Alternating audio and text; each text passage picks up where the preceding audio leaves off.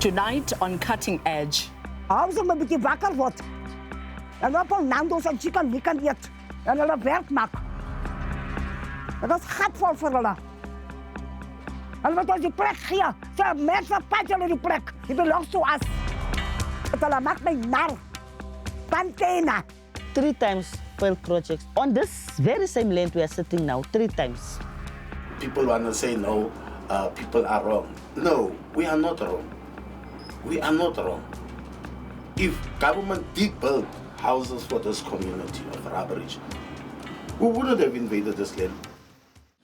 Good evening and welcome to another episode of Cutting Edge. My name is Ondela Mbana. Last year we covered the land invasion in Rabie Ridge, a desperate response to a failed housing development that left residents occupying the land with zero basic infrastructure. Our reporter Hlengiwe Ngwenya brings us this report. We once brought you the story of the Rabie Ridge demolitions. Let's take you back to 2025.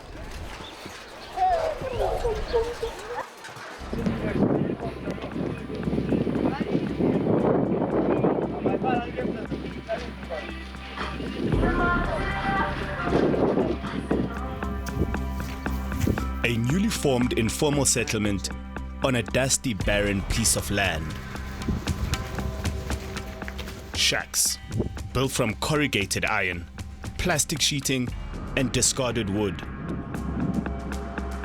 5 years ago, this plot of open land adjacent to the Rabie Ridge township was vacant. Hopes soared when the city of Johannesburg fast-tracked the development of 1,200 temporary accommodation units on the property to assist those living in overcrowded condition in the informal settlement in and around Rabie Ridge. It was boom and then again boom, nothing. Now the land is yet again vacant. As you can see, the only thing left of that project is the slabs. There's around about 365 slabs on this whole land. That's the only thing we can say it is left of that project. The housing project ultimately failed. Despite the concrete slabs being laid for a number of units, no further development occurred. So how will they build now again? Where will we have faith in the government after 3 failed projects? Where will we get faith? We don't have faith in them anymore. The plot remained vacant for 2 years. Frustrated by the city's failure, residents took matters into their own hands, occupying the land and constructing shacks. This is our last piece of land in Rabie Ridge. We're going to occupy this and we're going to stay here and we are not going to go anywhere. It was not long thereafter, the city of Johannesburg launched an aggressive response. So, but then it took us something like 3 weeks, 4 weeks. Then JMPD came. It was September, October. Yes, they came around about, October, that was the first break.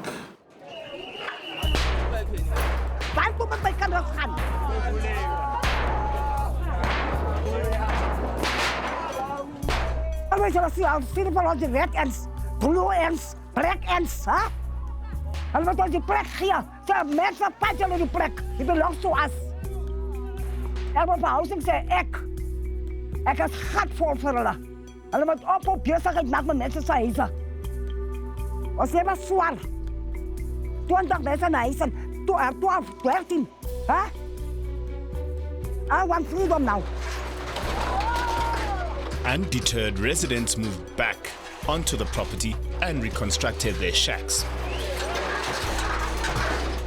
Very basic, small community like this is suffering because of what? Government's failure to provide proper housing for its people. If government did build houses for this community of Rabie Ridge, we wouldn't have invaded this land. The community of those people, the people of this community do not go around and invade land. They do not. Because of this is the only land that was available for the community of Rabie Ridge. It's the only last piece of land that is available for this community. What is it exactly that you are fighting for? To stay. That's what we are fighting for. To stay.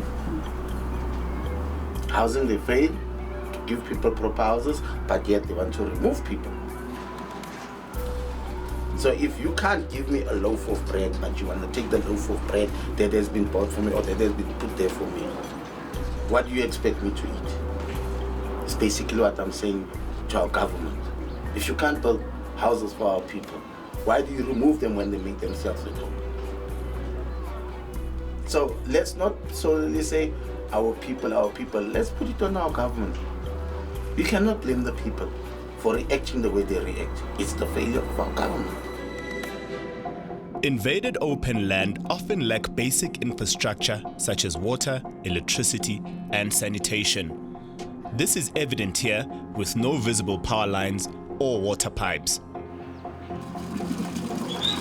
Residents depend on a water hydrant located just outside a nearby taxi rank. Please, let us be treated as human beings. Even if they bring JoJo's, even if they bring their toilets that you can say that they come and clean every week, it's fine. But please, let us just be human beings for once. The government couldn't give us the housing that we wanted, so then we came and we built it our own. You understand, Mommy? So it's basically what's happening. Not fighting with no one or anything, we just want house. The rest we just do on our own.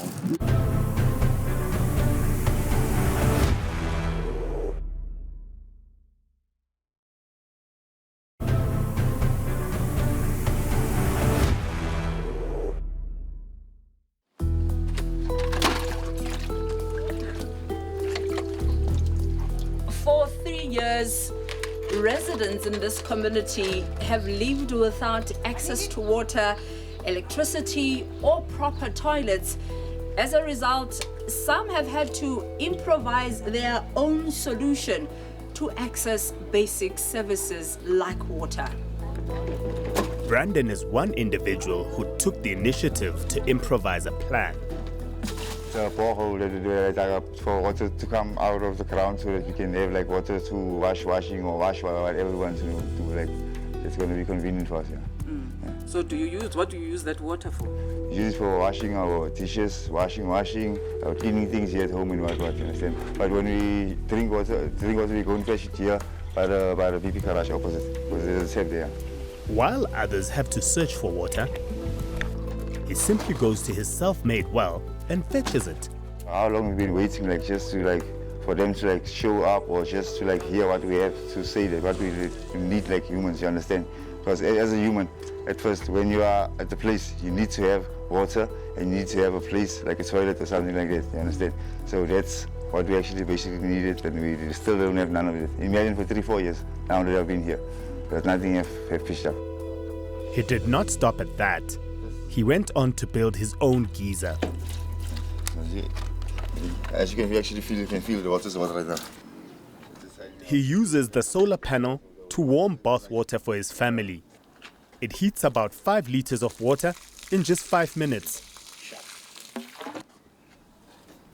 Oh, yeah, the water is hot. Wow. Now? He even installed a fully functioning toilet, though it relies on a clever alternative flushing way.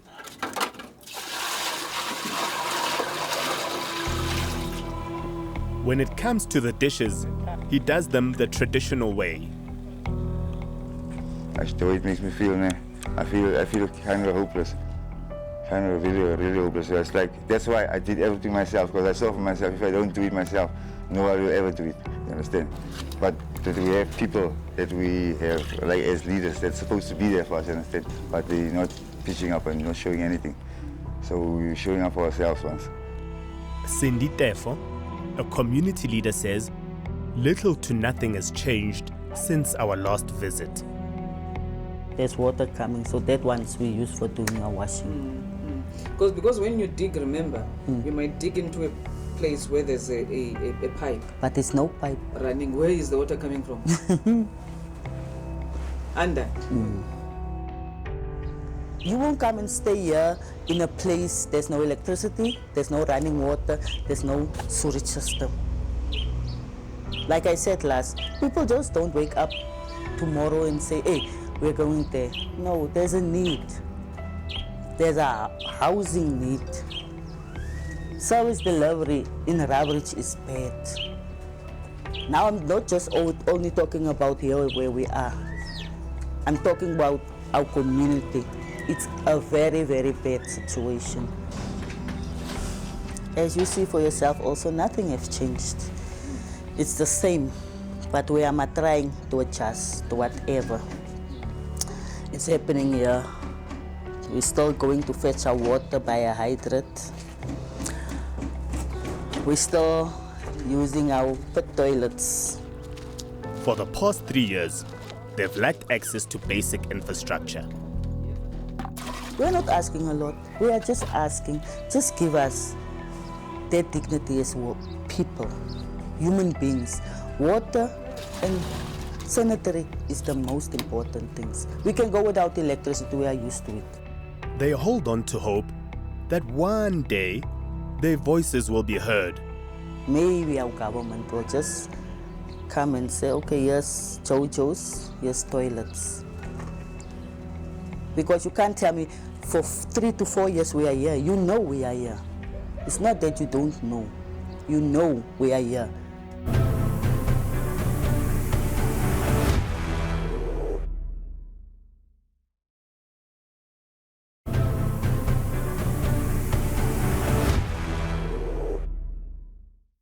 A year later, we revisited the site to assess whether there have been any improvements to their living conditions. Local government elections are 2 months away, and political parties have started launching their election manifestos filled with promises. Currently, a community of 400 relies on roughly 30 shared pit toilets. Residents are pointing their finger at the government for abandoning their community. For us to sit in this situation that you are today is because of our leaders that are up there. They're taking decisions regarding how much must be spent here, and even that money is not spent. The budgets that have been taken out on the space for housing, up until today, we are still waiting on human settlements to provide us with houses. Fearing for his life, one community leader asked to speak to us anonymously. Yet, despite the risk, he refuses to stay silent about a trail of broken promises. Here comes elections. They want people's votes. We were promised water tank, we were promised JoJo things and toilets, which never came. I mean, even in prison, prisoners, they get water, toilet, soap to wash, free sanitation, they get everything. But why must the people on the outside suffer? They're not getting any service delivery, anything that is, contains a human dignification. Our human rights is being grossly violated. Anonymous sources state that a court order was granted for temporary toilets and water to be provided. Housing should provide us temporarily with those things, which they never did. When was this order granted? 2024 August. On the 24th of August, I think it was granted. Order was granted by Judge Wilson. So, since 2024, nothing has happened. What is your plea to the government? My plea to the government is prioritize your people. They are in need of houses. Prioritize them. We cannot have a whole country full of informal settlements. It's like that joke when they say, when our leaders are traveling with American leaders over South Africa and they say, hey, that's South Africa, and then they look down, they see a lot of shacks. So that, oh, that's the scrapyard. So South Africa can't be a scrapyard. Build proper houses for us. Yes, we are in need. Or if you can't build for us, give us the places so that we can build our own places. And you can't just bring us service delivery. He also noted that with municipal elections around the corner, Political promises are easily made, but rarely fulfilled. A lot of artists will be making empty promises. But my word to them is more action and less talk. The more action they can put and less talk, the more the people will start to believe in this government. But currently now, we don't have any hope in this government. I think human settlement, they should pull up their socks. Government should pull up their socks and prioritize communities. And I'll also come back to our local councillors, which are also the core of the problems. In our local municipalities, there's no proper management. Because funds are being allocated, contractors are being hired, but where do that money goes to? Who are those contractors? Nobody knows. Then you get things like this. Those who cannot afford funds to dig for a pit toilet, such as Umamu Miriam Matebula, continue to depend on public facilities at a local petrol station. Noma ungangena uphinde uphume i-2 rand. Mara mayingekho le 2 rand. Kumele nimnike ibhakede. Isifiso sami naso ngokushesha ngithi bangasiza basipha ama-toilet, basipha amanzi. Yiloko kakhulu ngicelayo ka-government. Ngoba ekuvota mabathi kuyavotwa siyavota mara into siyivotelayo asiyiboni. Amanzi is the basic of the basic. You know, it's a need. It's not a want. Angikaze ngibona abantu abangahlala 3 years in a community without water.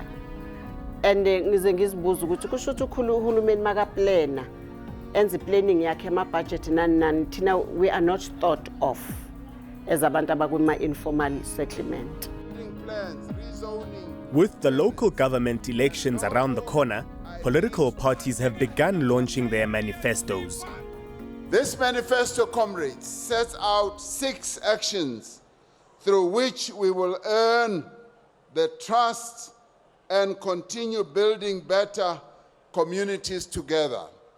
Our first action is to provide water, electricity, and other basic services that are affordable, reliable, and available to all. Every South African community must have clean water, dignified sanitation, reliable electricity, maintained roads, regular refuse removal, and infrastructure that supports a decent quality of life. You see, when you ask South Africans what they want from their local government, their answer is not difficult or complicated. They want to open a tap and get water. They want to push the light switch and get light. They want to walk home safely under a working street light. They want their rubbish to be collected. They want the pothole fixed before it cuts another tire. They want the people entrusted with their money to be competent, honest, and awake. But in South Africa today, an ordinary life has become an extraordinary privilege. Fighters, everywhere else we are part of government, like in Taung and Madibeng. If we don't find water, we donated boreholes and JoJo tanks to our people. And even in Polokwane, in many areas, we donated boreholes and JoJo tanks, even when we are not in government. We don't have to wait to be in government to deliver all of this to our people. There have been weaknesses, there have been failures, and we will admit them as the African National Congress.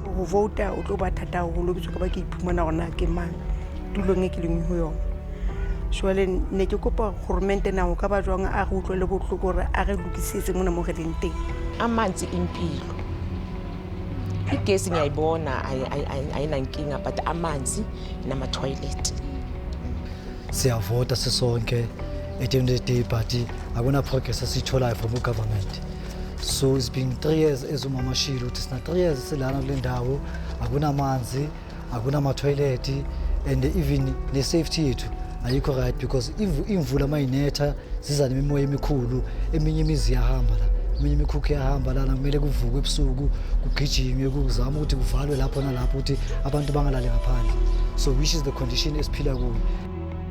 Cutting Edge reached out to the MMC of Human Settlements in Gauteng, Mlungisi Mabaso.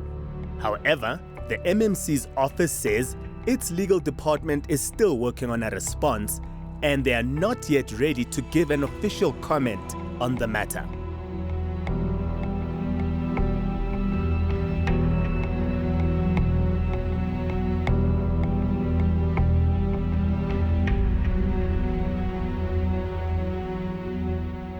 And that brings us to the end of tonight's episode. Remember, if you missed it, you can catch the repeat on Wednesdays at 14:30 on SABC 1, SABC Plus. You can also catch the repeat on SABC Lehigh on Thursdays at 9 p.m. And for more on what's coming up on Cutting Edge, you can listen to the following radio current affairs programs on Tuesdays.